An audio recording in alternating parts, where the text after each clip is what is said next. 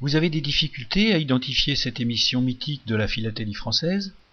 Alors ce numéro de CQFD est fait pour vous. Et va vous aider à les différencier avec certitude des autres émissions au type CRS.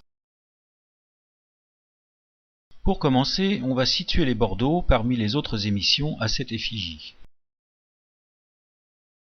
La première émission CRS est tout simplement la première série de timbres-poste qui a été émise en France à partir du 1er janvier 1849. C'est dans cette série qu'on trouve le 1 franc vermillon, bien connu des collectionneurs. Cette émission est composée de 7 valeurs, dont 2 couleurs pour le 1 franc, rouge carmin et vermillon. Tous les timbres de cette série sont imprimés en typographie, sont non dentelés, ont des petits chiffres dans les angles inférieurs pour la valeur. On a ensuite l'émission du siège de Paris, pendant le siège de la capitale par les armées prussiennes. Cette émission a eu lieu en octobre 1870 et comprend seulement 3 valeurs, qui sont imprimées avec les planches de la première émission de 1849, et qui elles sont aussi imprimées en typographie mais sont dentelées. Elles ont, elles aussi, des petits chiffres dans les angles inférieurs pour la valeur. Cette série a aussi servi dans les colonies de l'époque, à la nuance près que les timbres pour les colonies étaient non dentelés. On trouve juste après, dans l'ordre chronologique, notre fameuse émission de Bordeaux, dont la fabrication a été délocalisée dans cette ville en novembre 1870, à cause précisément du siège de Paris. Contrairement aux autres émissions au type CRS, les Bordeaux ont été imprimés en lithographie et non en typographie. Et on va voir que c'est ce qui va nous permettre de les identifier assez facilement. La série comprend 9 valeurs, dont les 3 petites faciales comportent des grands chiffres dans les angles inférieurs. Cette série a fait l'objet de nombreuses variétés, classifiées en type et en report, sorte de sous-type, correspondant à l'emplacement sur la planche d'impression. Les Bordeaux sont donc imprimés en lithographie et non dentelés. L'émission suivante au type CRS est celle de la Troisième République, entre 1871 et 1873. Elle comporte aussi 9 valeurs, dont 4, les 4 petites faciales, avec des grands chiffres dans les angles inférieurs. On n'entrera pas plus dans le détail des types de cette émission, qui sont elles imprimées en typographie et dentelées.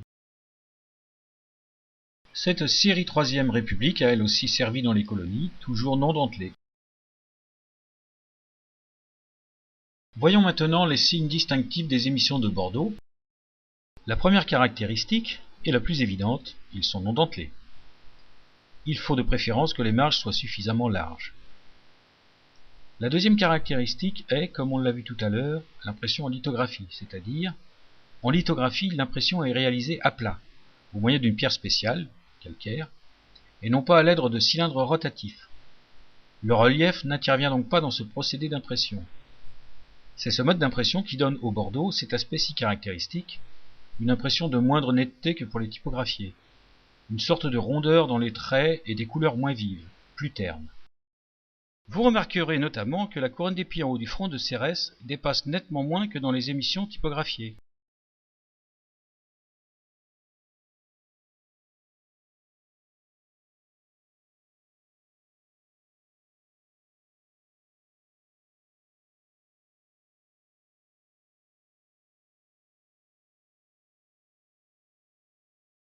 Avec quelles autres émissions risquez-vous de confondre les Bordeaux?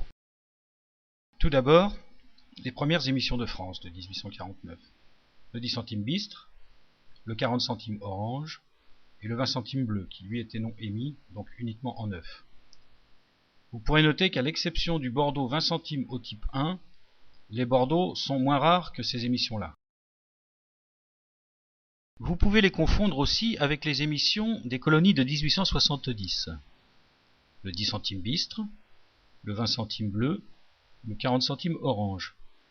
Pour certains de ceux-là, faites bien attention à ne pas vous tromper, car la cote n'a plus rien à voir, notamment en neuf, mais aussi pour certains oblitérés comme le 20 centimes type 1 et le 40 centimes. Vous noterez que pour les oblitérés, le cachet peut être aussi un indice pour reconnaître un timbre des colonies. Par exemple, pour les losanges grands chiffres, un numéro supérieur ou égal à 5000 et inférieur à 6000 correspond à un bureau dans une colonie. Mais là, c'est une autre histoire. Et enfin, avec les émissions des colonies de 1871 à 1877. Et là, méfiance. car les différences de code sont parfois énormes, comme pour les 1 centime ou 30 centimes par exemple.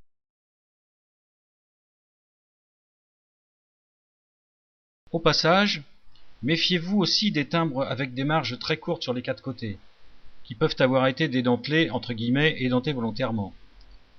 Dans ce cas, vous devez absolument reconnaître l'aspect lié à l'impression en lithographie. Récapitulons, donc les bordeaux sont non dentelés,